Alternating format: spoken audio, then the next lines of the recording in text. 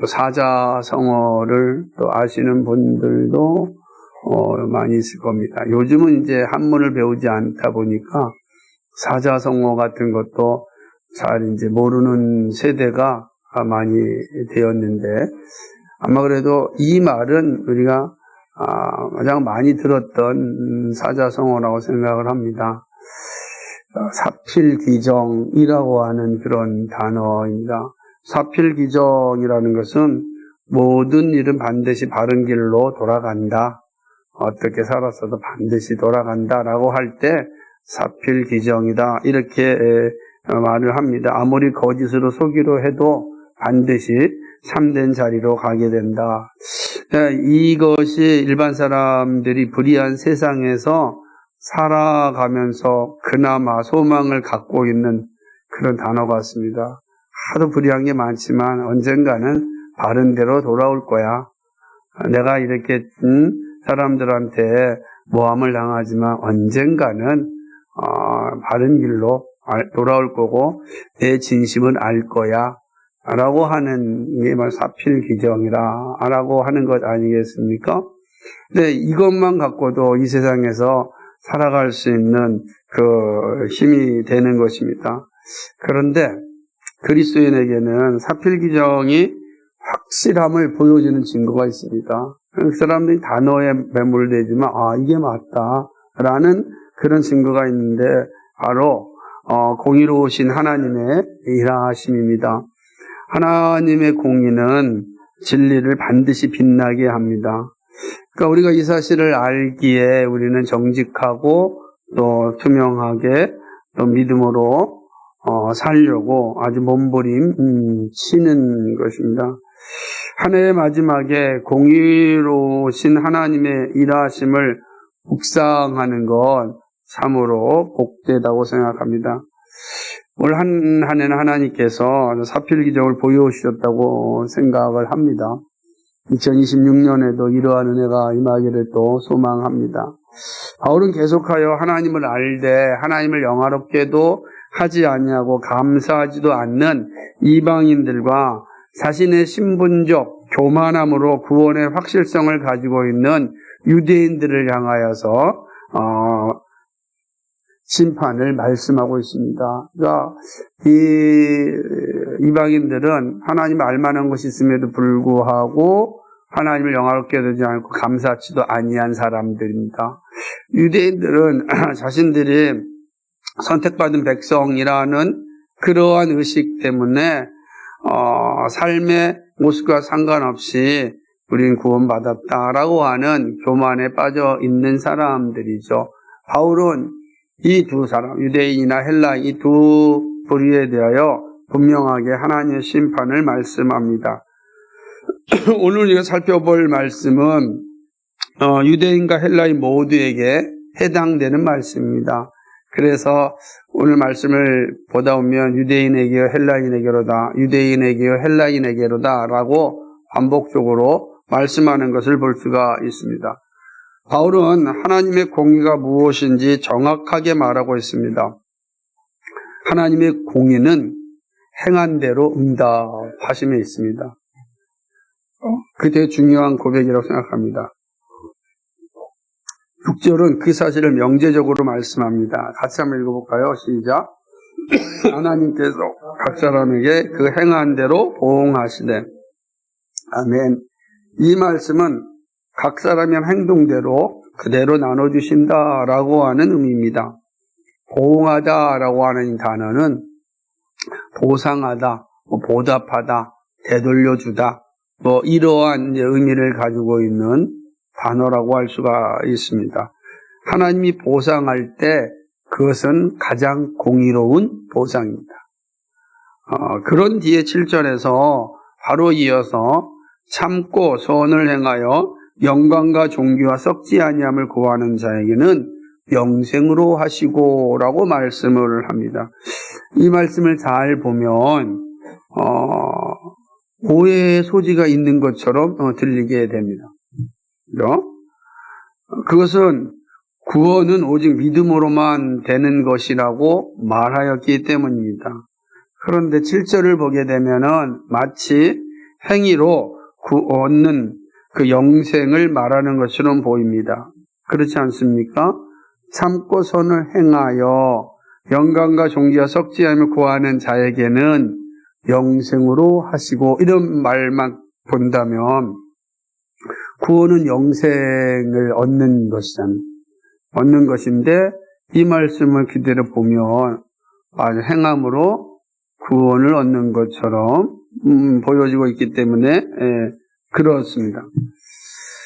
하지만 우리는 구원은 철저하게 사람의 행위로 이루어지는 것이 아니라 하나님의 은혜로 이루어진다라고 우리는 알고 있습니다. 믿음으로 구원받는다라고 알고 있습니다. 구원은 믿음으로 얻지 결코 행위로 얻는 것이 아니기 때문에 그렇습니다. 그렇다면 7절이 말씀하는 의미는 무엇인가? 이것은 심판에 대한 말씀입니다.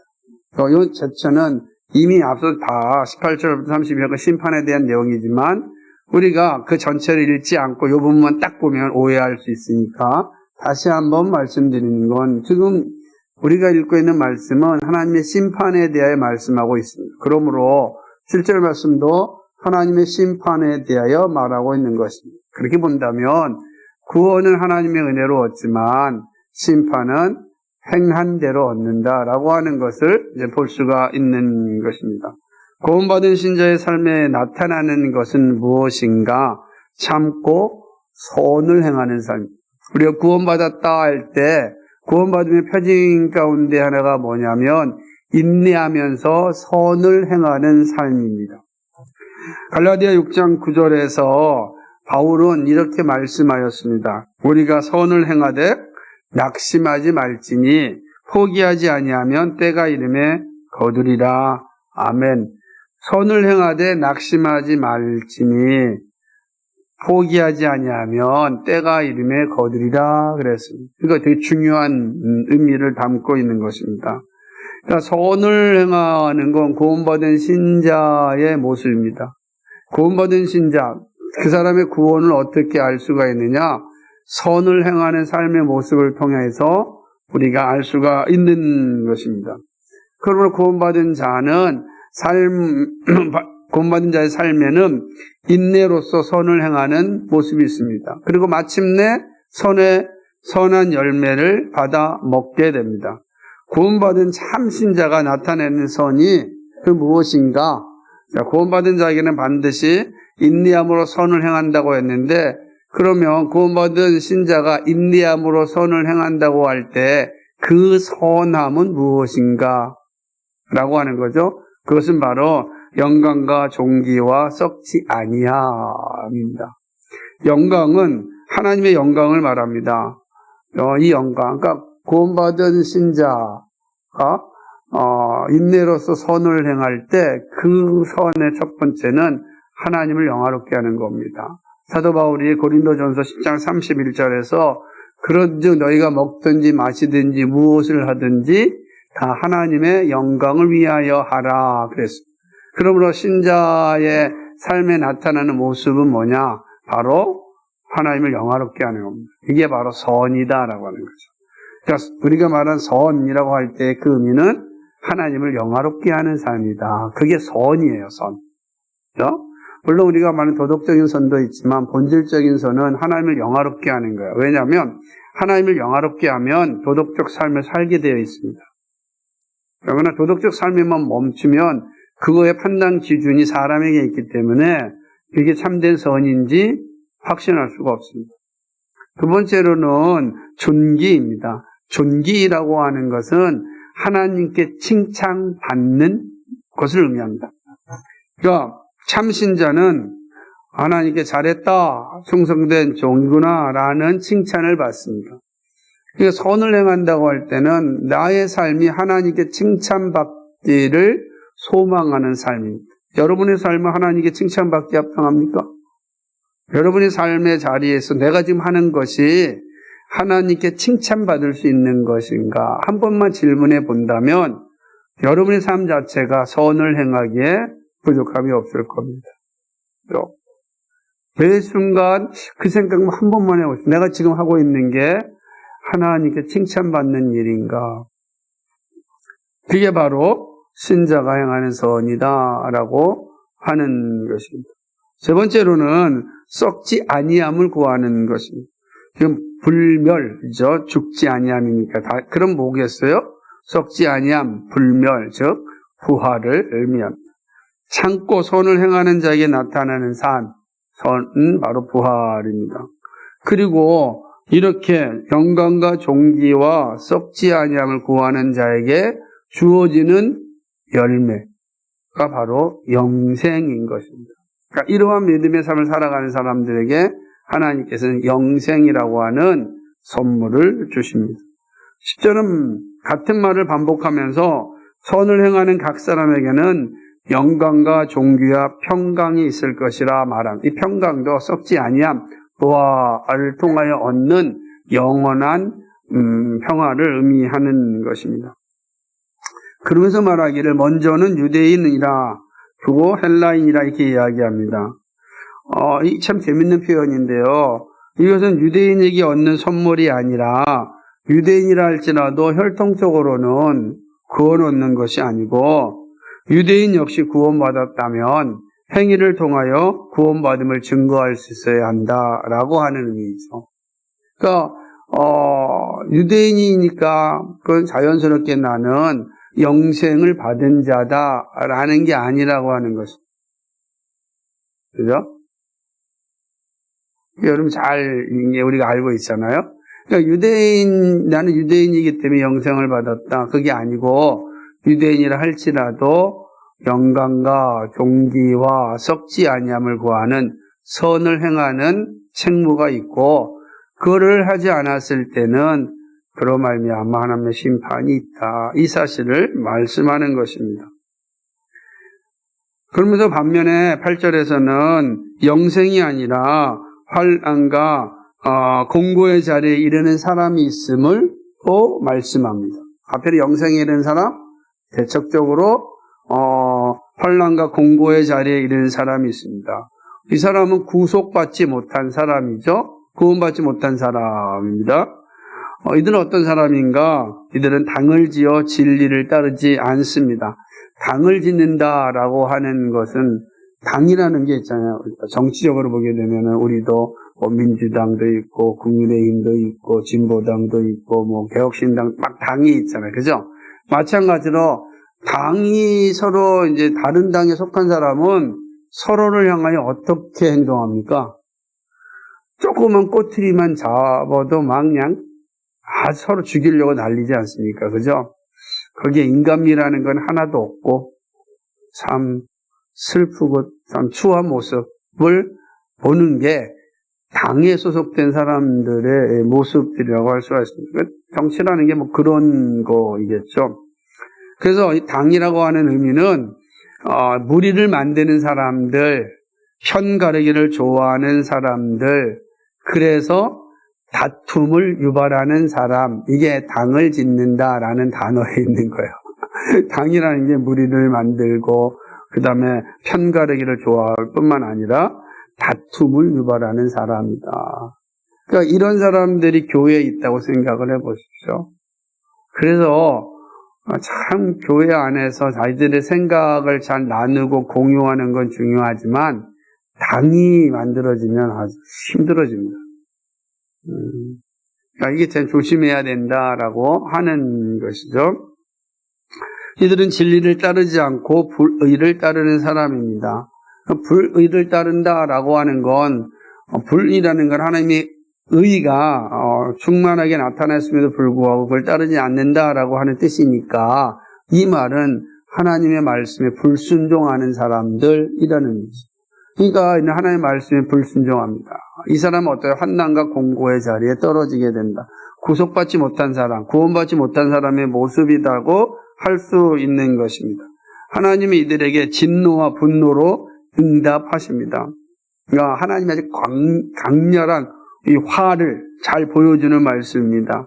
이렇게 악을 행하는 이들의 영에게는 환난과 곤고가 있습니다. 근데 여기 보게 되면 구조를 보게 되면 악을 행하는 각 사람의 영에는 할 때 이 영은 영혼을 의미하는 것보다는 사람이라는 의미가 합당한 표현인 것입니다. 그러니까 여기서 이야기한 것처럼 악을 행하는 사람에게는 하나님의 진노와 분노가 임하고 그 결과로서 환난과 공고가 있다는 것. 이 누구에나 동일합니다. 그러면서 바로 이어지는 게 뭐냐면 먼저는 유대인에게 헬라인에게로다라고 이야기합니다.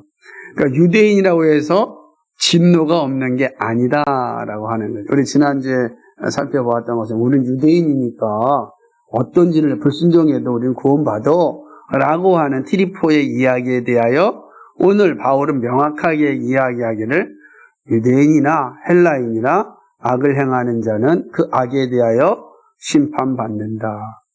그리고 악을 계속 행한다는 건 구원받지 못한 자의 모습이다 라는 것을 말씀하고 있는 겁니다. 여전히 유대인들은 자기 신분에 대한 이 모습에 있어서 강력한 자기 만족을 누리고 있기 때문에 바울은 이 문제에 분명하게 이야기를 하는 것입니다. 그러다 보니까 이 부분에서도 로마서를 이해할 때 바울이 유대인들은 행위로 구원을 얻는다라고 하는 의식을 가지고 있지 않다. 이 세간점주의자들이 그래요.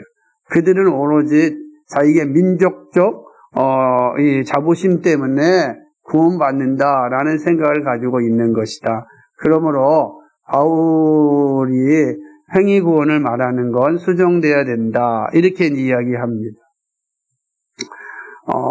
아주 중요한 화두가 던져졌고 많은 신학계에서는 이 로마서를 볼 때 그렇게 인용도 많이 합니다. 여러분들이 혹시라도 요즘은 다 인터넷 세상이고 어디를 봐도 이렇게 이 내용들을 들을 수 있는 요소들이 많기 때문에 그럴 때 혼란을 가질 필요는 없습니다. 그냥 관점으로 또 종교개혁자들이 가졌던 관점에 대하여 새 관점을 갖자라고 한 것입니다. 물론 이 부분에 있어서 최근에는 또 이제 다른 관점으로 말하지만 우리 그런까지 다 알 필요는 없지만 중요한 것은 그리고 분명한 것은 유대인들은 자신의 신분적인 확신 때문에 구원에 대한 확신을 가지고 있었고 어떠한 삶을 산다 할지라도 나는 이미 아브라함의 자손이기 때문에 믿음의 자손이 되었고 구원받는다라는 생각을 가지고 있었다는 겁니다. 그것에 대하여 바울은 명확하게 이야기합니다. 그렇지 않다. 누구든지 악을 행하는 자는 선악과는 심판을 받는다라고 이야기하는 것이죠. 그러니까 이 되게 잘 보여주고 있는 것입니다. 존 머기아더 목사의 말처럼 구원은 믿음으로 얻고 심판은 행함으로 얻습니다. 이것은 하나님의 구원과 심판이 외부적인 조건에 의하여 이루어지는 것이 아님을 말씀합니다. 그 11절 말씀에 이 말씀을 덧붙인 거예요. 11절 말씀 같이 읽어볼까요? 시작. 이는 하나님께서 외모로 사람을 취하지 아니하심이라. 아멘. 이렇게 말씀하는 겁니다. 외모, 혈통으로 구원을 얻고 심판 받는 것에 아무런 의미가 없다는 거예요. 그건 상관없어요. 외모가 됐던 아니면 그가 혈통을 가졌던 그러니까 구원의 자리에 이른다. 그러지 않는다는 거죠. 그가 행한 대로 행위대로 심판을 받습니다. 그것이 바로 유대인에게도 헬라인에게도 우리에게도 동일하다라는 말씀인 것입니다. 왜냐하면 이것은 신구약 전체의 가르침이기 때문에 그렇습니다. 시편 62편 12절을 보면 주여 인자함은 주께 속하오니 주께서 각 사람이 행한 대로 갚으심이니이다 말씀하였습니다. 각 사람이 행한 대로 갚는 것이 바로 구약의 가르침이에요. 뿐만 아니라 신약에도 마찬가지입니다. 요한계시록 22장 11절과 12절 같이 한번 찾아볼까요? 요한계시록 찾아보겠습니다. 22장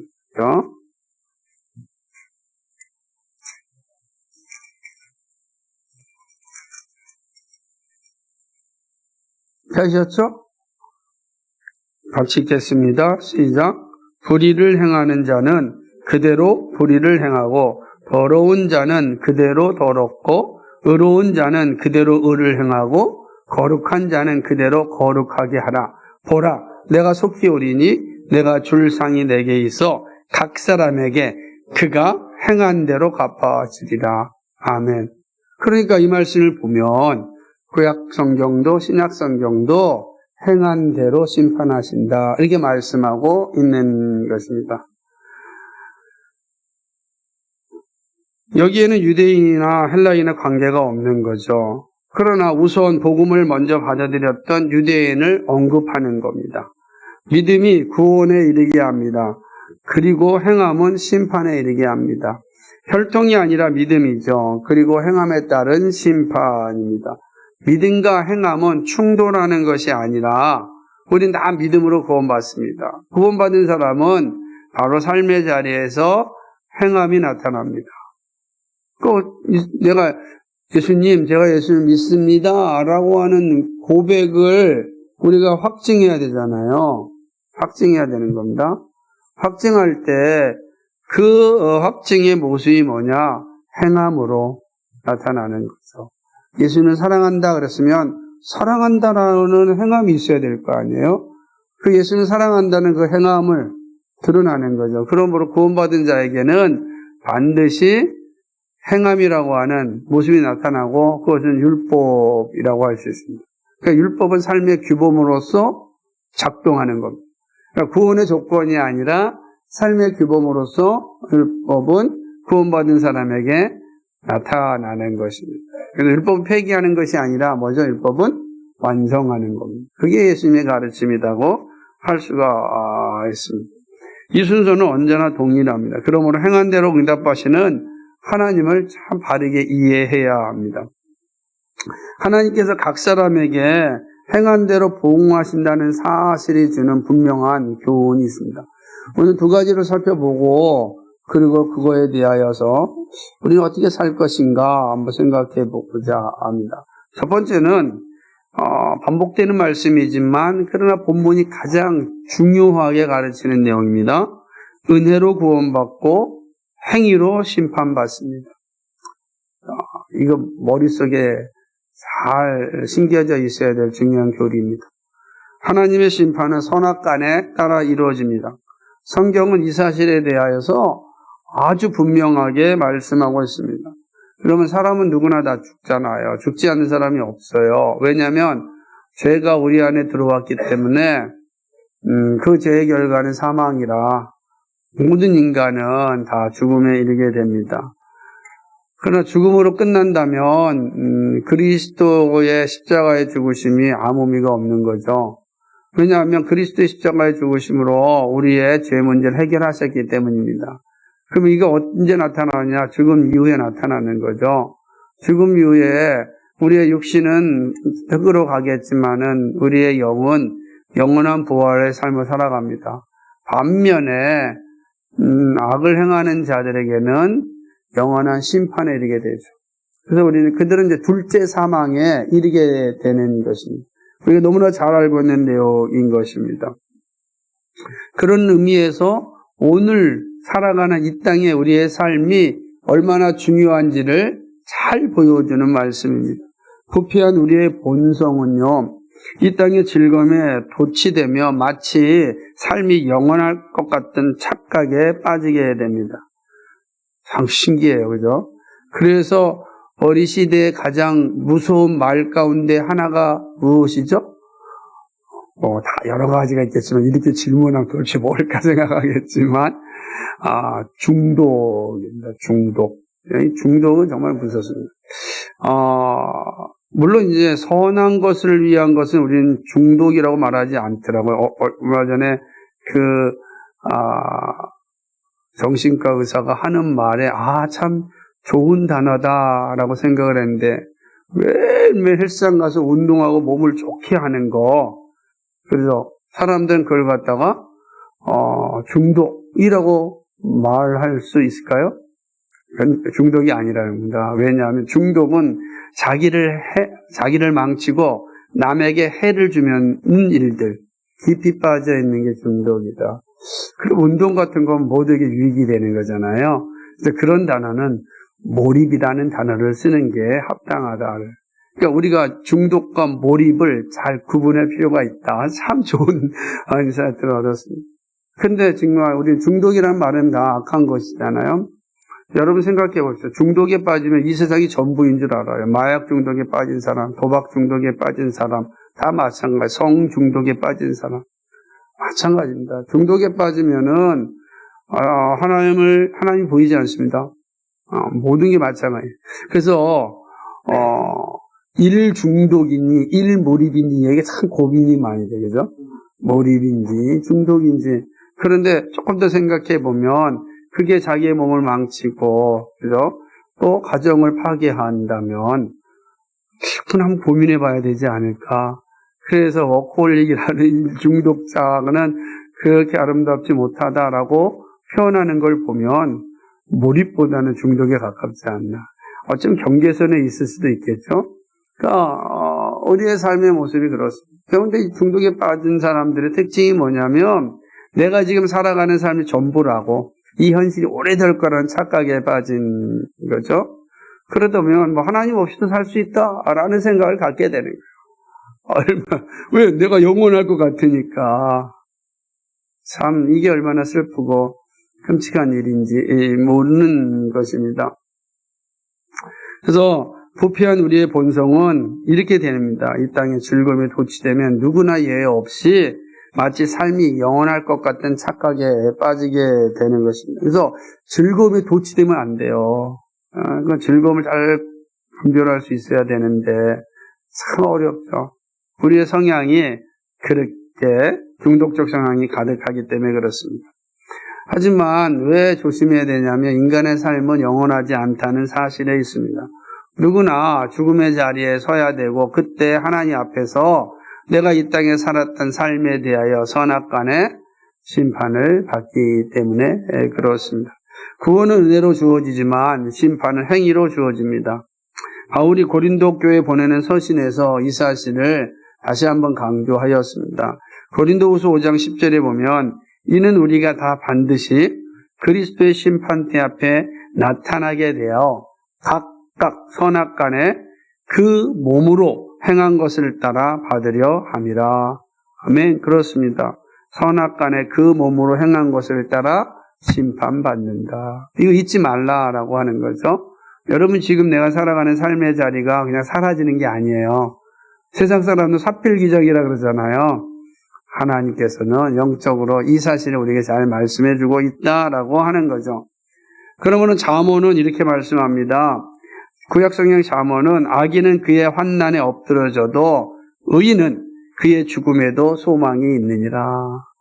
우리가 의인된 우리는 우리의 죽음이 환난과 공고의 날이 아니라 소망의 날이 된다라고 하는 겁니다. 구원받은 자들이 가지고 있어야 될 자세인 거죠. 하나님을 떠나 불의를 따르는 사람들에게는 진노와 분노로 임하시고 그들에게 환난과 공고를 내리십니다. 그러나 믿음의 진리를 따르는 이들에게는 소망이 있습니다. 마지막 심판의 자리가 축제의 자리가 되는 얼마나 큰 소망입니까? 이처럼 복된 소망이 어디 있습니까? 여러분의 삶의 모습이 소망과 축제로 끝나고 싶습니까? 환난과 공고로 끝나고 싶습니까? 환난과 공고로 끝나고 싶다면 여러분의 삶의 즐거움에 도취되어서 자기 욕망에 따라 살아가면 반드시 환난과 공고가 여러분에게 딱 나타날 겁니다. 그러나 진리를 따라 살아간다면 여러분의 죽음은 여러분에게 소망이 될 것입니다.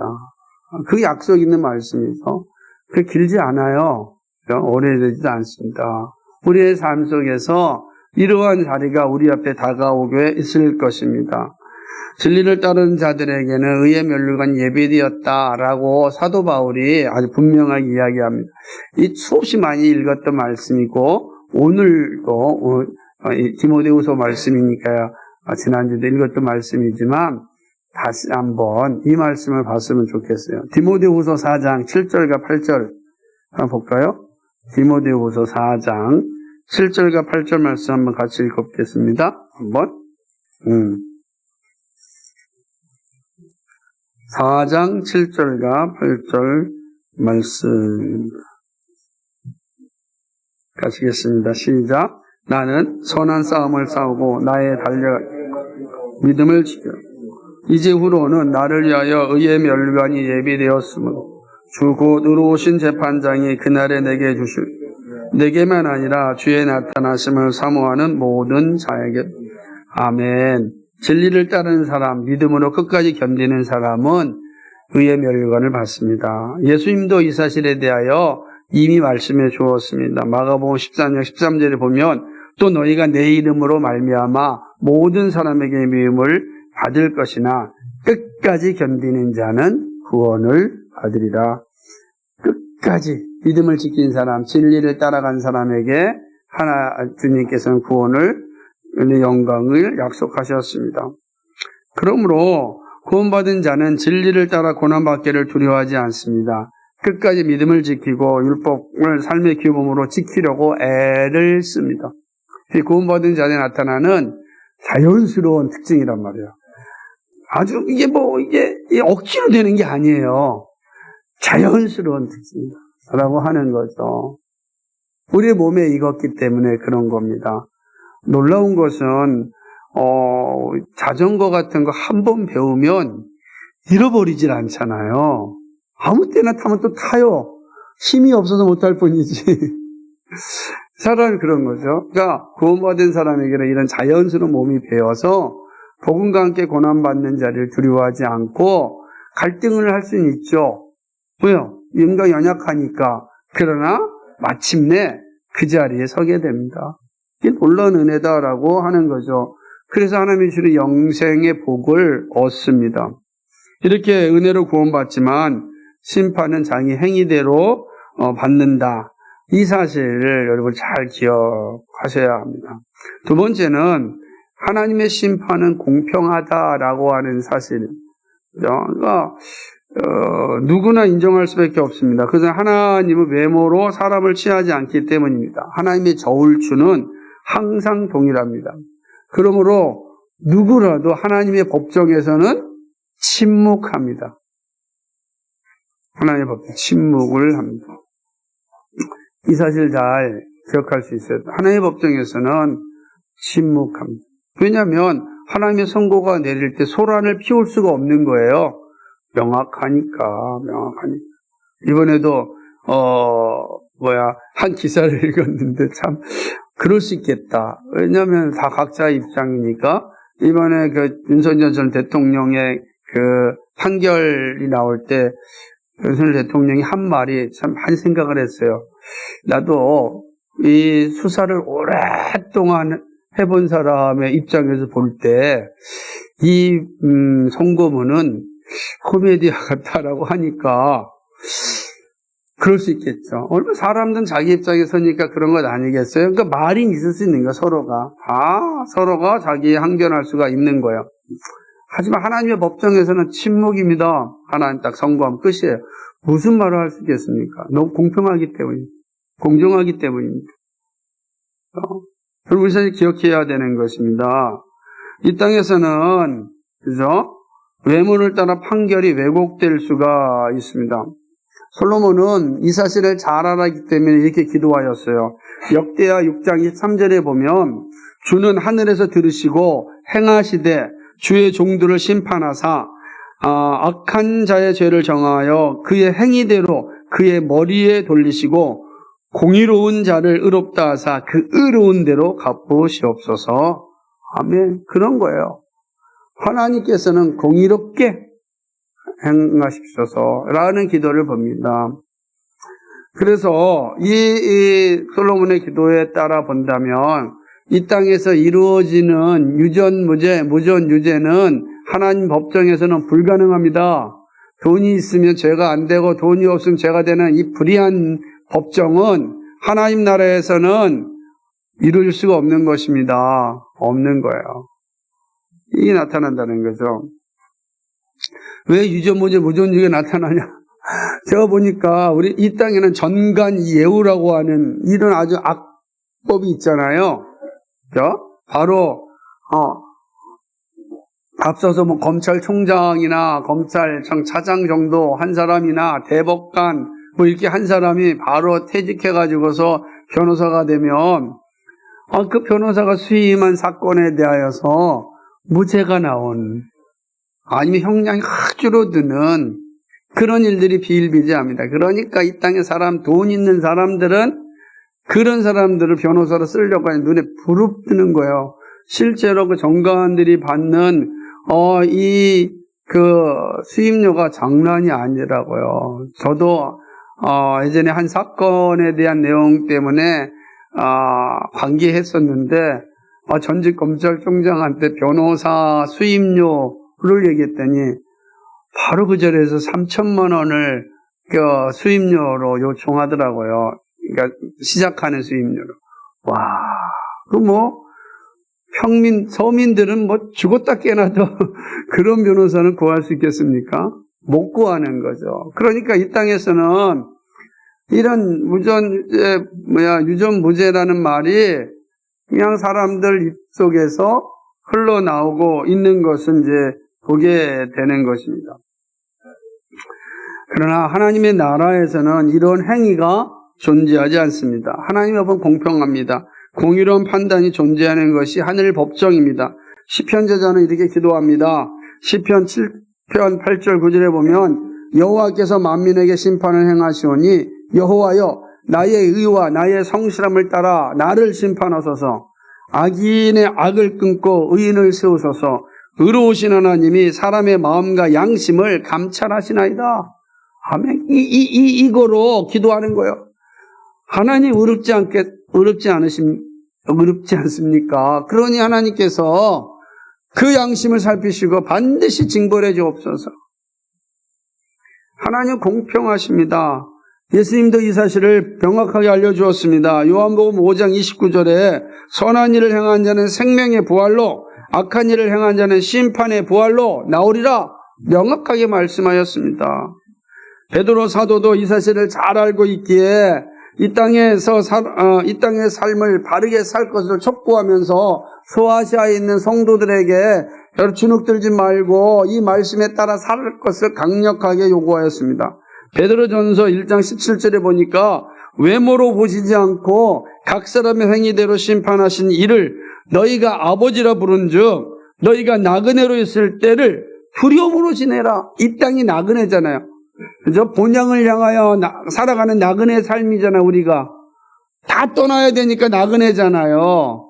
나그네는 고향을 향하여 떠도는 사람을 나그네라 그러잖아요. 근데 우리는 본향을 향하여 떠도는 사람이 왜? 이 땅에 영원히 사는 사람이 없으니까. 그때 그 나그네인 우리에게 뭐라고 얘기합니까? 나그네로 살 때에 두려움으로 지내라는 거예요. 하나님께서 각 행위대로 심판하신다. 그 심판이 명확하게 이루어질 것이다. 그러므로 두려움으로 너에게 주어진 삶을 감당하라 라고 이야기하는 겁니다. 다시 한번 계시록 말씀을 보겠습니다. 요한계시를 보게 되면 20장 12절 13절 제가 다시 봅니다. 또 내가 보니 죽은 자들이 큰 자나 작은 자나 그 보좌 앞에 서 있는데 책들이 펴있고 또 다른 책들이 펴졌으니 곧 생명책이라 죽은 자들이 자기 행위를 따라 책들에 기록된 대로 심판을 받으리니 바다가 그 가운데서 죽은 자들을 내주고 또 사망과 음부도 그 가운데서 죽은 자들을 내주매 각 사람이 자기 행위대로 심판을 받고 하나님의 심판은 공정합니다. 정확합니다. 그러므로 두렵고 떨림으로 이 땅의 삶을 감당해야 됩니다. 동시에 이 땅에서 내가 불의함을 당하였다고 절망하지 마시기 바랍니다. 비관할 필요가 없습니다. 반드시 이 모든 것이 바로잡는 날이 옵니다. 이 땅에서 잠시 비관할 수 있을지 모르겠지만은 그러나 하나님 나라의 이 모든 게 완벽하게 해결됩니다. 그날까지 믿음을 지켜야 됩니다. 세상을 원망하고 비관하며 삶을 포기하면 안 됩니다. 하나님의 심판을 바라보면서 악착같이 믿음의 길을 가야 합니다. 하나님의 심판은 공평하고 공정하고 공의롭습니다. 이 믿음을 굳게 붙잡고 선한 일에 열심하는 삶을 살아야 합니다. 말씀을 맺습니다. 그럼 우리는 어떻게 살아야 되겠습니까? 행한 대로 응답하시는 하나님을 우리는 알게 되었습니다. 이제 우리가 할 일이 남았습니다. 그것은 행한 대로 응답하시는 하나님을 기쁘게 하는 일입니다. 그런 거 아니겠습니까? 행한 대로 응답하시는 하나님을 기쁘게 하는 게 무엇이겠습니까? 우리는 이미 잘 알고 있습니다. 그래서 하나님을 영화롭게 하는 일입니다. 하나님을 영화롭게 하는 일이 우리가 이 땅에서 하는 일입니다. 하나님을 영화롭게 하는 것이 선한 일에 열심을 내는 것입니다. 말씀하시는 뜻을 따라 사는 일입니다. 그 일의 시작은 내가 이 땅에서 사는 존재 이유인 하나님을 영화롭게 하는 것을 잘 알고 있어야 되는 것입니다. 하나님께 영광을 돌리는 것이 우리의 삶의 이유입니다. 여러분의 삶의 이유입니다. 항상 잊지 말아야 되는 것입니다. 이것이 무너지면 나의 영광을 위한 삶을 살게 됩니다. 내 삶의 영광을 위해서 살아가는 거예요. 그래서 운동을 해도 내 삶의 영광을 위해서 하는 것이고, 돈을 벌어도 내 삶의 영광을 위해서 하는 것이고, 그저 여러분이 뭐 직장을 다니거나 데이트를 하거나 아니면 어떤 뭐 성공을 한다 할지 다 나의 자기의 영광을 위해서 한다고요. 근데 그 영광은 다 사라질 것입니다. 그리고 그것이 정말 하나님 앞에 합당하게 하나님을 기쁘게 하는 일인지 늘 생각하십시오. 늘. 중요한 일입니다. 나의 인생에서 하나님을 영화롭게 하는 것이 무엇인지 찾아보시기 바랍니다. 그리고 그것을 위하여 여러분의 삶을 좀 헌신해 보십시오. 그죠? 각자에게 다르잖아요. 하나님을 영화롭게 하는 사람 모두가 다릅니다. 그러나 그걸 찾고 헌신하며 하나님께서 합력하여 선을 이루실 것입니다. 그리고 행한 대로 갚으신 하나님께서 영생이라는 놀라운 선물을 주십니다. 그것이 무엇인지 저는 몰라요. 여러분만 아시죠? 그죠? 저는 저에게 있어서 하나님을 영화롭게 하는 거 무엇인가 늘 고민하며 삽니다.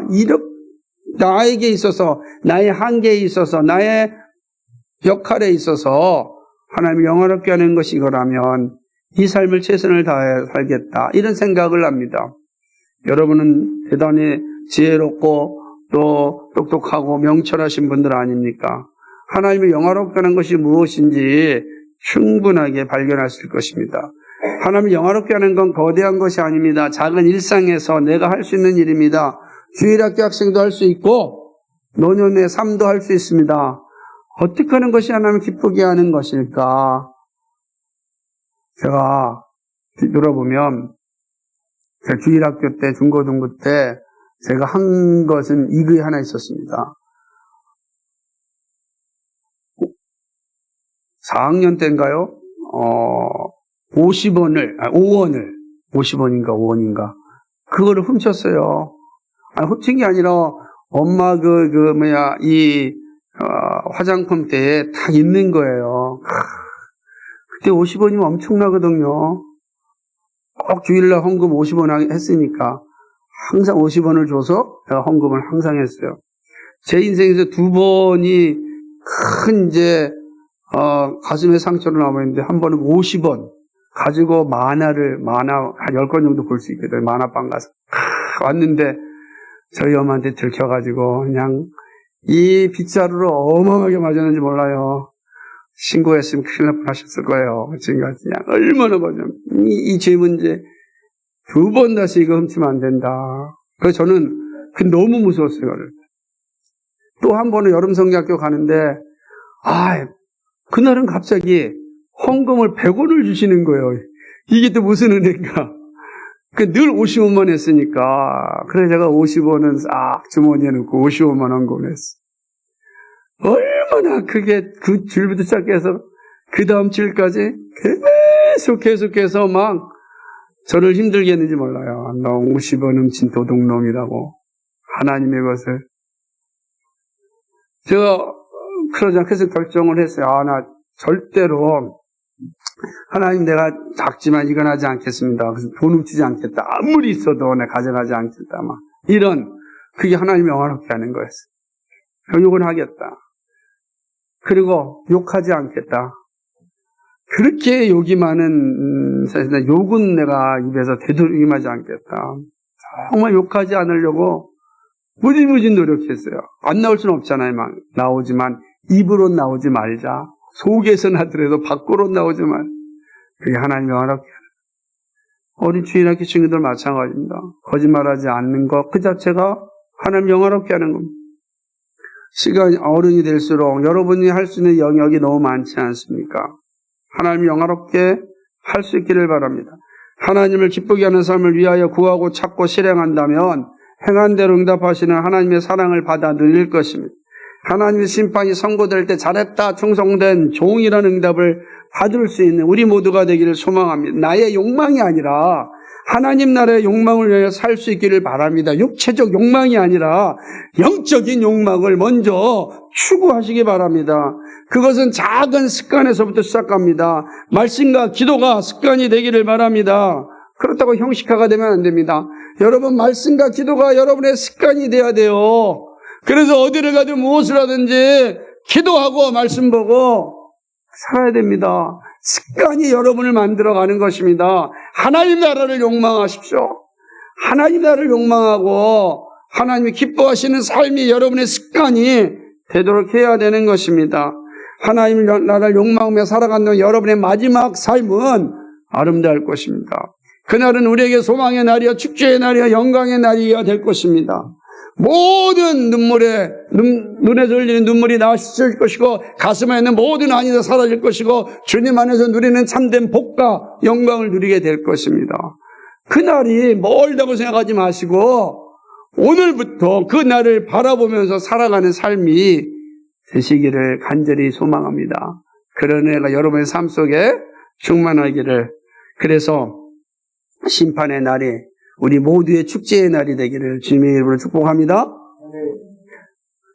거룩하시고 자비하신 하나님, 고맙고 감사합니다. 오늘 주의 말씀 가운데 우리 자신을 돌아봅니다. 행한 대로 갚으시는 하나님, 은혜로 구원을 받지만 행함으로 심판을 받는다는 사실을 기억하고 하나님의 심판은 공정하다는 사실을 우리가 알았습니다. 하나님, 이제 우리 남은 삶 속에서 정말 하나님을 영화롭게 하는 삶을 살게 해 주옵소서. 각자가 주어진 삶의 자리에서 하나님을 기쁘게 하는 것이 무엇인지를 찾고 실행하며 살 수 있도록 주여 인도하여 주옵소서. 감사합니다. 예수 그리스도의 받들어 기도하옵나이다. 아멘.